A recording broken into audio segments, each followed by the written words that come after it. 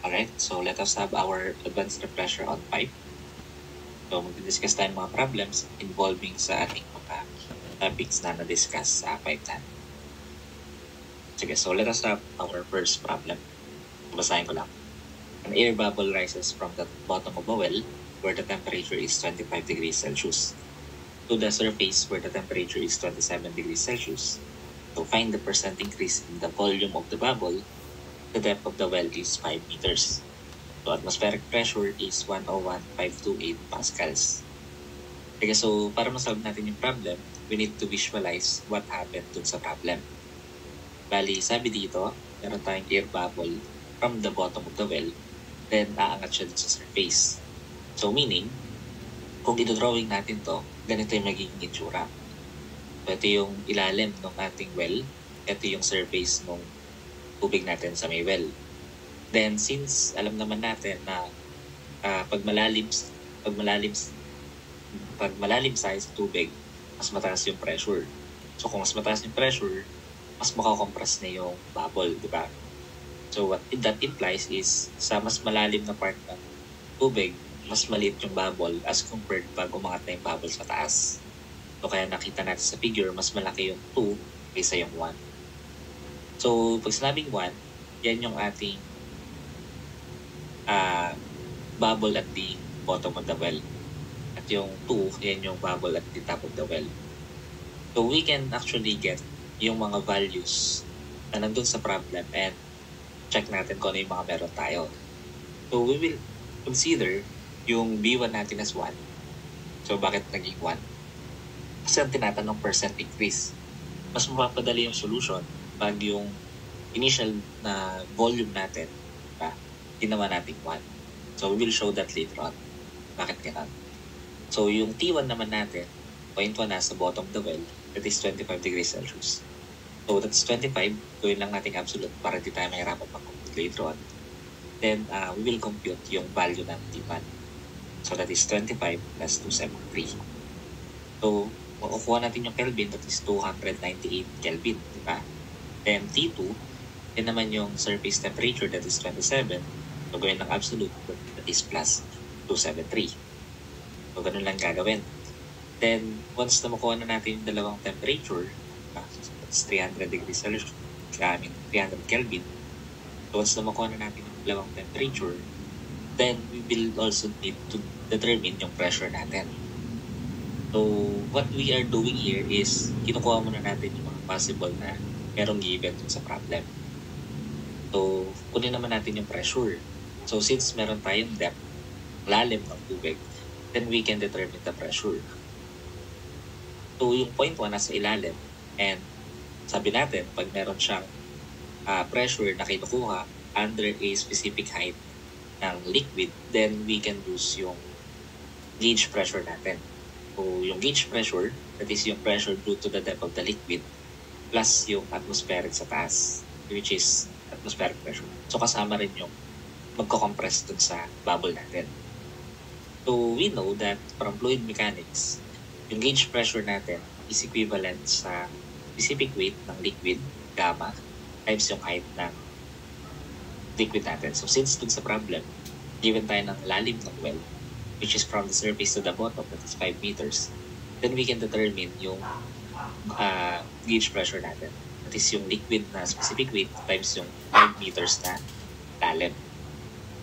So therefore, pwede natin i-substitute yan. Since this is water, and yung ating liquid, then yung specific weight niya is 9810. That is also the same pag 9.81 kilonewton. The only difference is hindi natin ginawang kilonewton. Diba ginawa lang natin? So that's 9,810.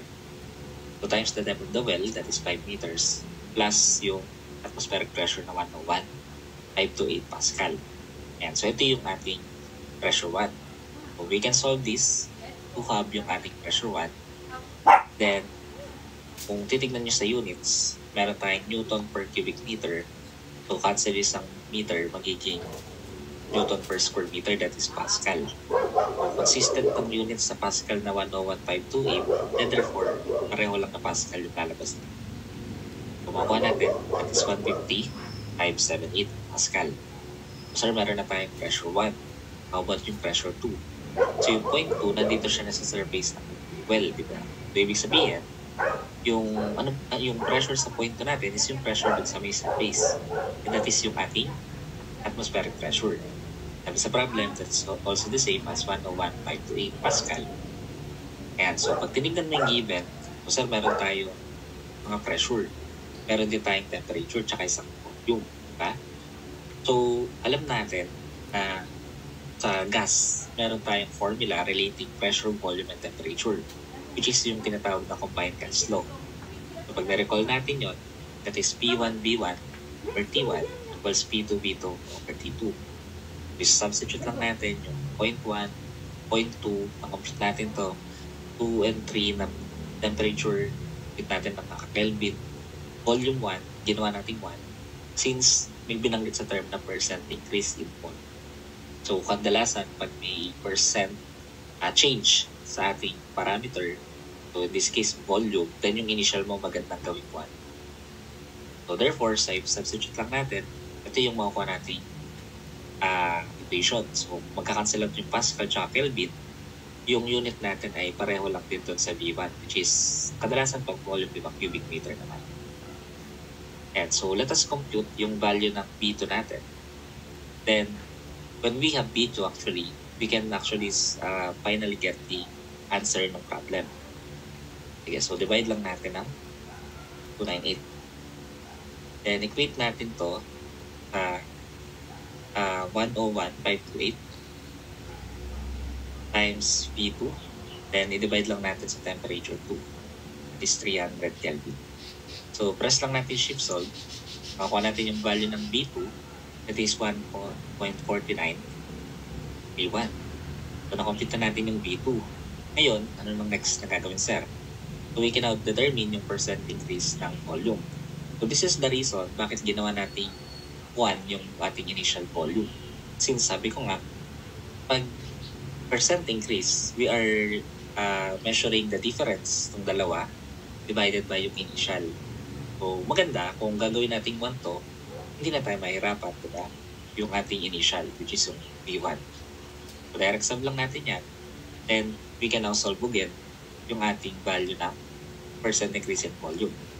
So, that is 1.4931 minus 1. So, divided by 1 ulit.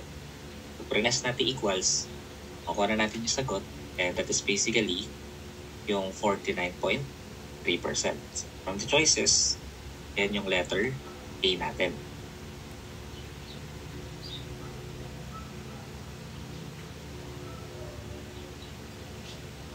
Ayan, sige. So, another problem relating naman ulit sa ating power and industrial plant.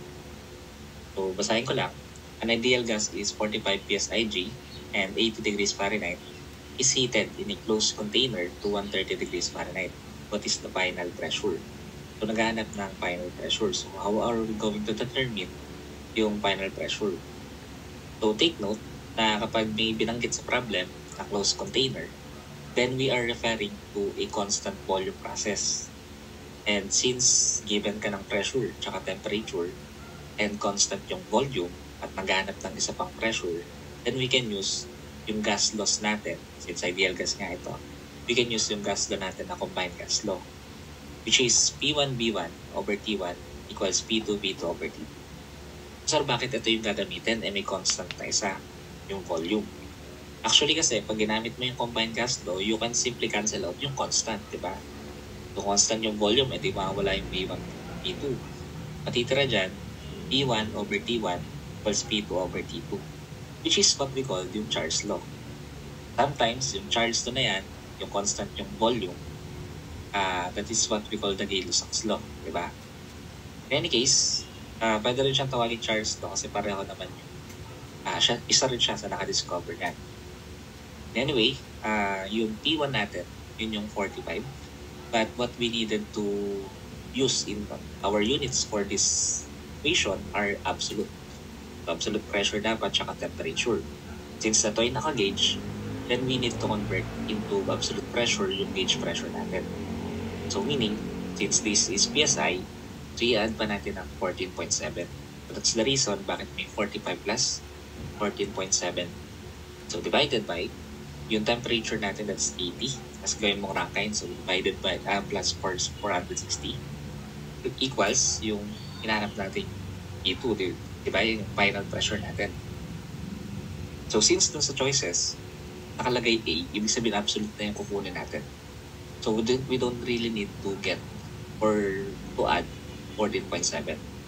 Kung gauge yung nakalagay dito, edi mag-add tayo ng 14.7 para isang pindutan lang sa calculator.